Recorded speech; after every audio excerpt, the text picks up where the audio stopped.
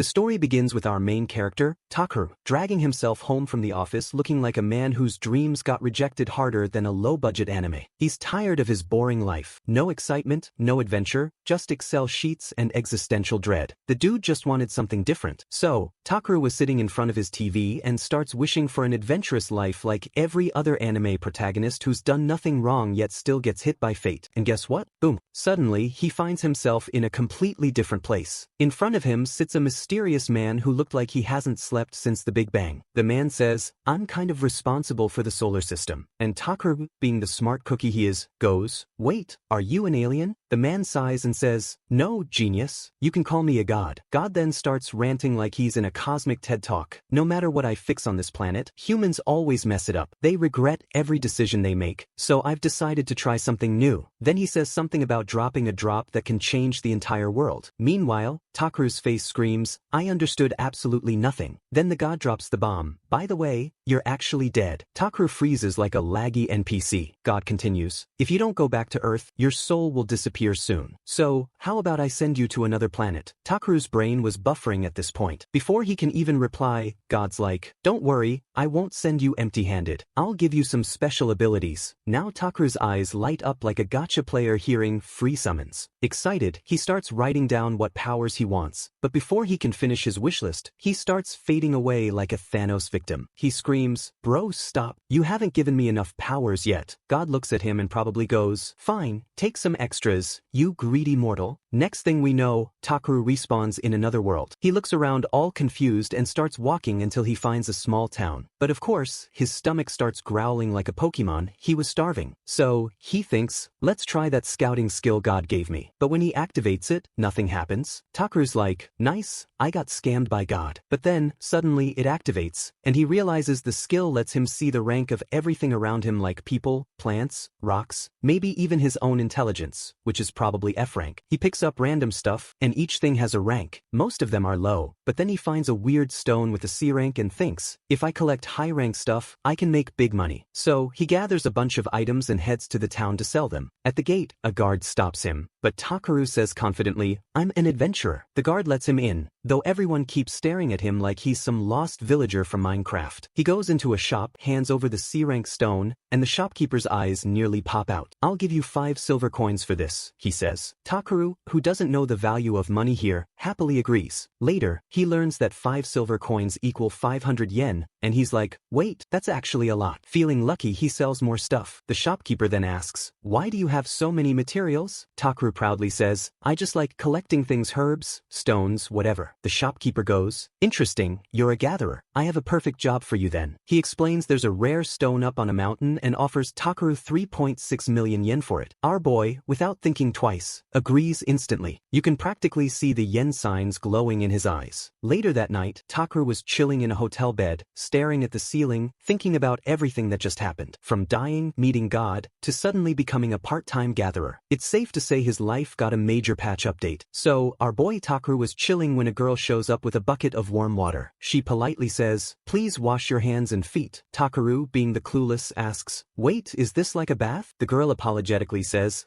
Sorry sir, we don't really have those kinds of luxury facilities here." My guy instantly looks like someone just told him Wi-Fi doesn't exist in this world. The girl explains that some people use magic to clean themselves. Hearing the word magic, Takaru shuts up real quick and hands her a handful of coins like, "Here, take this and pretend I'm a good person." The girl sees the money and walks away grinning like she just got her YouTube monetization approved. Then Takaru tries to use magic to clean himself. He waves his hand like a wannabe wizard and surprise, it actually works. The man just gave himself a full-on magical shower. Now he's shiny, clean, and feeling like a 5-star protagonist. "Magic is amazing," he says, completely forgetting he just learned it 5 minutes ago. Next morning, Takaru's out collecting stuff again because apparently, he's committed to being the world's strongest scavenger. But then he finds a dead body. Yeah, that escalated quickly. He was shocked, and next to it is a letter the man had written for his sister, saying he couldn't go any further. Takaru silently buries him, proving at least he's respectful and takes his belongings to give back to villagers. Later that night, he camps in the forest, draws a magic circle around himself to avoid surprise monster attacks. Because, you know, anime logic, and then cooks food using magic. He tastes it and goes, "Damn, Gordon Ramsay who? For the first time since dying, Takaru actually enjoys his life. Then the scene shifts and our MC reaches a weird place known as the Ancient Dragon's Domain, which, obviously, screams danger, but this man walks right in like he's there for a sightseeing trip. He lights up the dark cave using magic, but then catches a whiff of something nasty. Turns out it's his own smell. He is like, bro, I just took a magic bath yesterday. Panicking, he runs out fast but ends up near a cliff and slips, and while falling mid-air, he's like, I wish I could fly. And boom, he literally starts flying. Congratulations, he just unlocked airplane mode without Wi-Fi. He flies down, searches for the rare stone, and after a flashy magic explosion, he actually finds it. He's grinning ear to ear like he just pulled an SS rank character on his first gacha roll. But suddenly the ground shakes, rocks crumble, and Takaru's like, bruh, why does drama follow me everywhere? He moves deeper inside and finds crystal clear water lake. He checks its rank with his scouting skill and its SS rank. He's like, okay yeah, this ain't normal pond water. Maybe dragons used to live here. He starts collecting the water, but before he can finish, boom, a massive dragon bursts out of the pool like, who touched my stuff? The dragon, clearly mad, growls, why aren't you answering me, human? And Takaru instantly turns into a polite Japanese salaryman. I'm so sorry for intruding into your home without permission. He thinks, man, I've apologized to so many people in my past life, but never thought I'd say sorry to a literal dragon. The dragon introduces himself as Voldius, yeah, that's his name, don't ask, and asks who Takaru is. When Takaru says he's human, Voldius looked shocked and asked, but your energy, it's enormous, on par with mine. Takaru's just like, wait what? I didn't even read the tutorial yet. Voldius laughs and says, your magic level matches mine. Bro, man's been alive in this world for like a day and already has god tier stats. Plot armor so thick even nukes can't pierce it. The dragon says he can use Takaru's energy to help revive his child, an egg that hasn't hatched. He summons the egg, and it's huge. Takaru's like, am I supposed to cook this or what? The dragon explains that he just needs to use his light type magic to provide warmth. So, Takaru focuses and uses his magic. Suddenly crazy winds start swirling. He's like, what the hell, am I summoning a tornado or hatching a dragon? He starts losing consciousness as everything around him goes nuts. Then we see the god again. Man, really shows up like a teacher checking on a failed science experiment. He says, you're quite unique. Most people run when they see a dragon, but not you. You've caused quite a stir in this world, so I'm adjusting your blessings a bit. Oh, and don't worry, I know you want a beautiful partner. Takaru's like, wait, what partner? But before he gets any answers, he passes out again. When he wakes up, the dragon egg has hatched, and the baby dragon was adorably clinging to him like a puppy. Voldius tells him to name it. Takaru protests saying, this is your child, you should name it. But Voldius insists, so Takaru ends up naming the baby dragon B because it's black like coal. Voldius was a bit surprised, but B seems to love it. Voldius then says, I want him to stay with you, Takaru. You have great power, and I know you'll use it well and train my child to become a greater ancient dragon. Takaru, once again, was in shock. Bro just wanted a job change, not a dragon roommate. Finally, Voldius dives back into the water, leaving Takaru with B and the rare stones. Takaru smiles, pats B's head, and says, wanna join me on this journey? And B happily nods. And of course, before they head out, Takaru gives the little dragon a bath because if there's one constant in this story, it's this man's obsession with hygiene. Takaru steps out of a cave, and surprise, he's hungry again. Bro's stomach has been the real villain since episode 1. He pulls out some water from his bag and starts drinking it. But here's the catch, this isn't normal water. It's the same SS rank holy bathwater the dragon was chilling in. My man just casually sipping dragon bathwater like it's Gatorade. After that, he's like, alright B, let's cook some food. So, Takaru starts placing magic crystals around like he's about to summon Gordon Ramsay. He channels his magic into one crystal, and boom, it starts glowing fiery red. The crystal literally turns into a mini stove, and Takaru starts frying meat like a pro chef in an isekai masterchef. Once it's all sizzling and golden, he takes it out and starts munching happily. Meanwhile, B, his baby dragon buddy, was staring at him like, so you weren't gonna share, huh? Takaru laughs and says, you want some too? B nods, so Takaru hands him a bite. B immediately gulps it down and then starts blowing smoke out of his mouth, literally. His mouth got roasted harder than Takaru's paycheck back in the office days. Takaru panics, bro, you gotta eat slowly, it's hot. B just lies down like a fried dumpling, shivering, trying to cool his tongue. Then Takaru looks at him and goes all emotional. Hey B, are you feeling lonely without your parents? B quietly crawls up and hugs him, and Takaru melts instantly. Ah, I see, you're happy with me, huh? He checks B's rank and it's B rank, right from the start. Takaru's like, damn, even my pet has better stats than me. But he also realizes that B can easily become S rank someday after all. His dad was an SS rank dragon. Nepotism runs deep, even in fantasy worlds. Takaru tells B, you're super strong, but you gotta learn to control your power properly. B just nods and curls up beside him. The two fall asleep under the stars like a father-son duo straight out of a wholesome slice-of-life anime, except one's a dragon and the other's unemployed. Next day, our hero starts climbing a mountain again because apparently cardio is his new hobby. But halfway up, he realizes, wait, isn't this the same spot where I started? Yup, he's been walking in circles like a lost GPS. B starts flying around the forest, having fun, and Takaru warns, hey, don't go too far. While Takaru's busy collecting herbs like an overqualified gardener, B suddenly comes flying back panicked, shaking, and clinging to him. Takaru's like, what happened? B points toward the forest, and Takaru spots something big moving. He immediately realizes, oh no, we've got company. A massive C-rank monster probably thinking it's the main character appears from the bushes. But Takaru ain't scared. He calmly activates his shield magic, creates a frozen barrier, and with one flashy ice crystal blast, he annihilates that monster faster than a background character dies in episode 1. Takaru celebrates his victory like he just cleared a boss fight, but the anime gods weren't done yet and more monsters appear. A whole pack of wolf-type beasts start surrounding them, growling menacingly. Takaru sighs, cracks his knuckles, and mutters, alright, who ordered the group discount on death? Then he unleashes another wave of magic, wiping out every last wolf in a cinematic explosion of sparkly death. Our boy Takaru was casually deleting monsters from existence like they were spam emails. After the battlefield turns quiet, he's like, nice, that was fun, time to move on. But right when he's about to leave, B, his tiny dragon homie, grabs him from behind and suddenly starts flying up into the sky. Takaru's panics like, bro, I'm too heavy for this. But B just flaps harder, carrying him effortlessly. Eventually, Takaru uses his magic to make himself lighter, basically turning on his airplane mode. Soon they're soaring way above the clouds and Takaru's like, wow, we're so high up. B smiles, and then drops him. Yep, straight up drops him like a bad stock investment. Takaru screams all the way down and crash lands, somehow still alive. Plot armor, 100/100. He gets up like, oh thank God I didn't die. Then he realizes that B actually flew them super far away, close to the town. Takaru sighs in relief and says, nice work, B. We'll reach the village soon. But he warns, listen, I'm human, okay? You gotta control that power of yours. B just tilts his head like, what's a human? So Takaru pats him and says, it's fine, you can always help me when you want. B instantly gets hyped like a puppy being told he's a good boy. As they continue walking, Takaru picks up a random stick and starts explaining to B like a proud sensei, this wood is actually really famous and tricky to handle. But B, being B, exhales a puff of smoke on it, and poof, the stick turns into a huge glowing staff. Takaru's jaw drops. That was just a normal stick. You literally filled it with magic. This dragon kid just casually upgrades twigs like he's modding weapons in Skyrim. Then suddenly, a loud, terrifying roar echoes through the forest. Takaru's like, oh great, here we go again. He and B follow the sound cautiously until they find a foot. And no, not a monster's footies. Soon, the duo reached a road where they spot a horse carriage coming their way. B, acting all alert, points it out, and the driver stops. Hey there, where you headed? The man asks. Takaru replies, I'm going to Tomiya village. The driver smiles, perfect, I'm headed there too. Hop in. Takaru hesitates. I'm kinda big, your wagon might not have space. The man insists, nah, no problem, hop on. So, Takaru climbs in and hides B inside his robe like a sneaky Pokemon trainer. But B, being the hyper dragon he is, keeps moving around. One lady sitting nearby notices and asks suspiciously,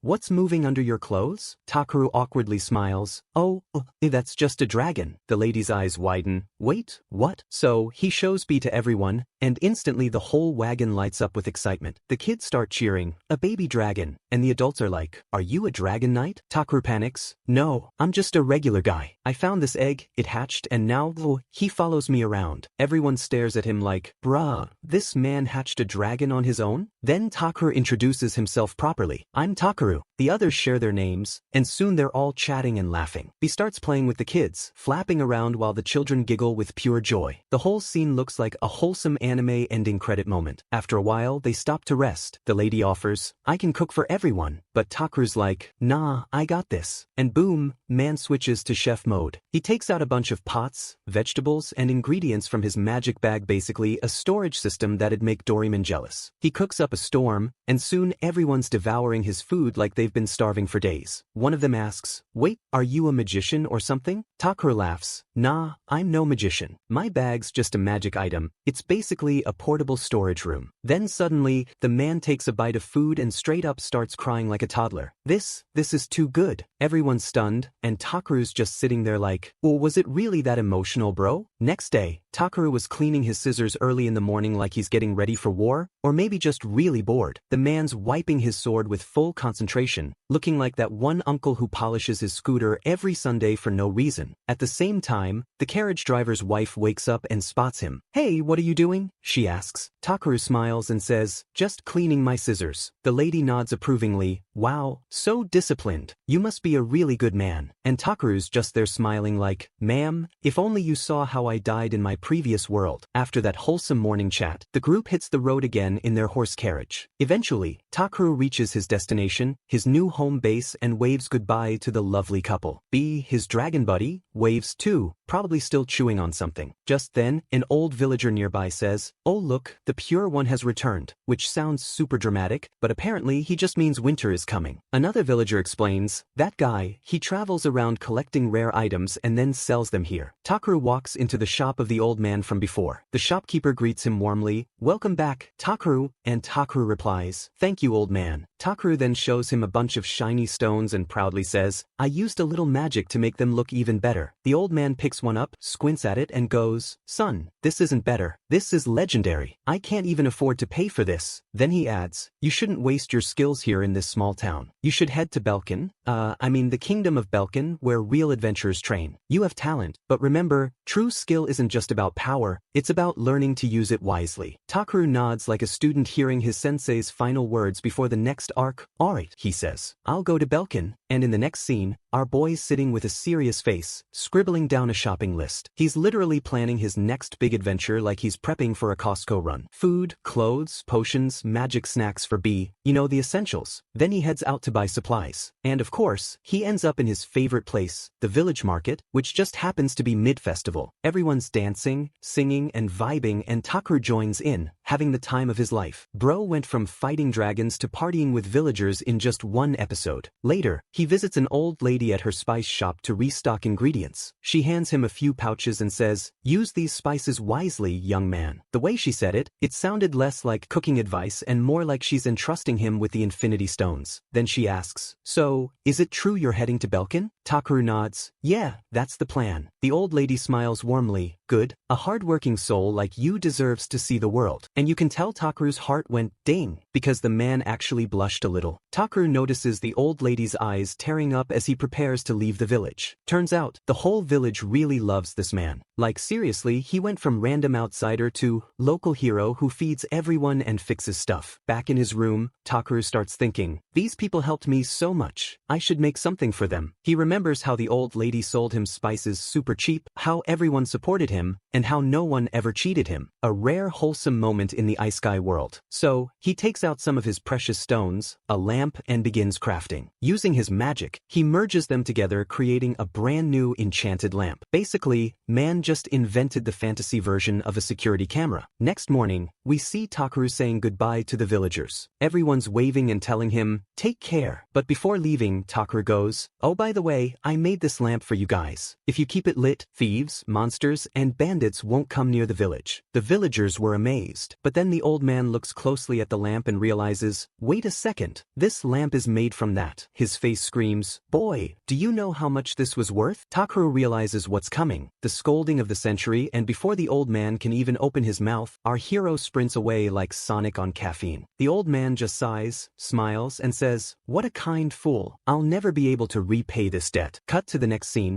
We see Takaru and B are walking by the road when suddenly, giant crabs start attacking, like literal beach tanks. Takaru sighs, "Bruh, I just wanted a peaceful day." Then he activates his magic and starts fighting. The first crab? Easy kill.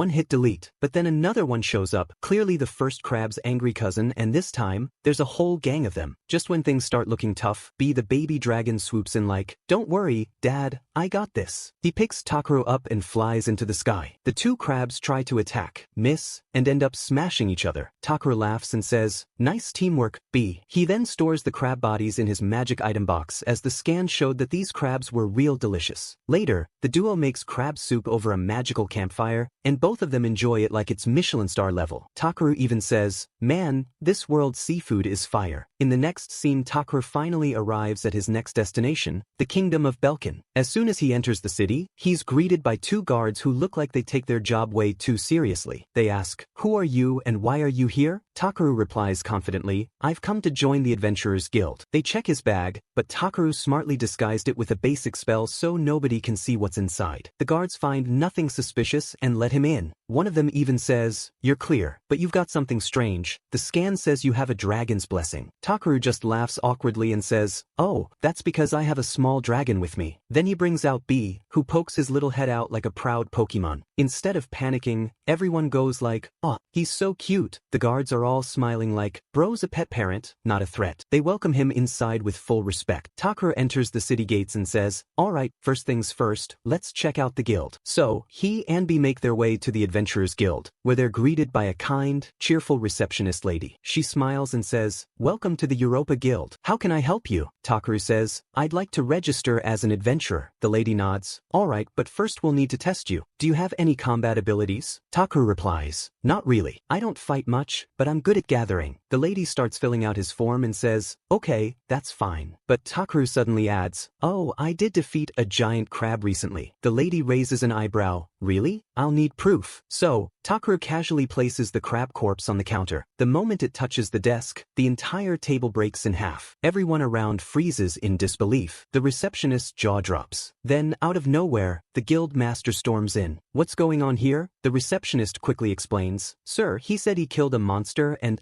this is the proof." The guild master looks at the massive crab shell, then at Takaru and says, "Impressive. You even have an item box, I see. Alright then, welcome aboard." He hands Takaru his guild card on the spot. The receptionist adds, "Most beginners start at E rank, but you'll begin at F rank since your skills are unique." Takaru smiles and says, "Thank you, I'll do my best." And just like that, our humble gatherer officially becomes a registered F rank adventurer. The journey from office burnout to fantasy hero is finally official, and with B by his side, you know chaos and good food are guaranteed. Subscribe for the next part.